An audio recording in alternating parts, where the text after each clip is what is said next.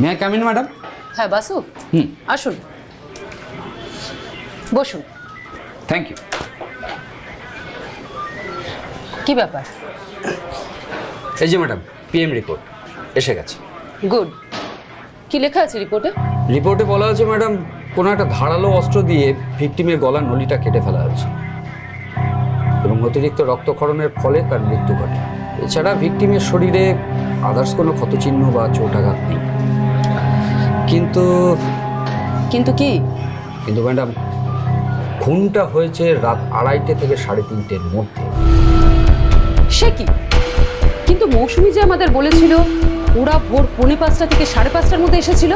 হ্যাঁ ম্যাডাম, তবে আর একটা ইনফরমেশন আপনাকে আমি দিচ্ছি। গলির মাথায় যে বাড়িটা আছে সেই বাড়িটা সিসিটিভি ফুটেজ আমি নিজে চেক করেছি ম্যাডাম। কি পেলেন ফুটেজে? আশ্চর্যজনকভাবে ওই রাতে 12:30টার পর ওই গলি থেকে কাউকে ঢুকতে বা বেরোতে দেখা যায়নি। স্ট্রেঞ্জ। তার মানে ডেফিনেটলি একটা মিসিং লিঙ্ক আছে। মৌসুমী আমাদের ডাহা মিথ্যা কথা বলছে। হতে পারে না, তার কারণ আপনি চিন্তা করুন না, যে বাড়িতে ডাকাত করলো অথচ কোনো লুটপাট হলো না, এটা কি সম্ভব? খুনের সময় আর ভিকটিমের বইয়ের দেওয়া বয়ানের মধ্যে মিল নেই। এবং সব থেকে বড় কথা, সিসিটিভি ফুটেজে কিন্তু দেখতে পাওয়া যাচ্ছে না কিচ্ছু। আপনি মৌসুমীকে ডেকে পাঠান, আমি আজকে ওর সঙ্গে কথা বলতে চাই। Right madam.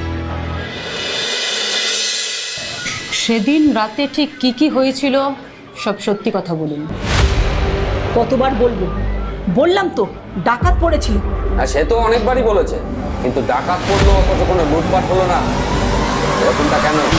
কেন সেটা যখন ধরা পড়বে তখন ডাকাতদেরই জিজ্ঞাসা করবে। আমি তো আগেই বলেছি। কখন এসেছিল ওরা? ওই যে সেদিন তো বললাম 5টা থেকে 5:30টার মধ্যে। কিন্তু ময়না তদন্তের রিপোর্ট যে অন্য কথা বলছে মৌসুমী দেবী। মানে মানে খুনটা হয়েছে রাত 2:30 থেকে 3:30-এর মধ্যে।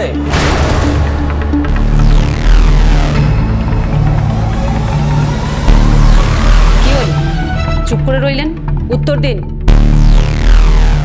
দেখুন, আমার কিন্তু মানসিক অবস্থা একদম ভালো না। আমি ছেলে নিয়ে পথে বসেছি।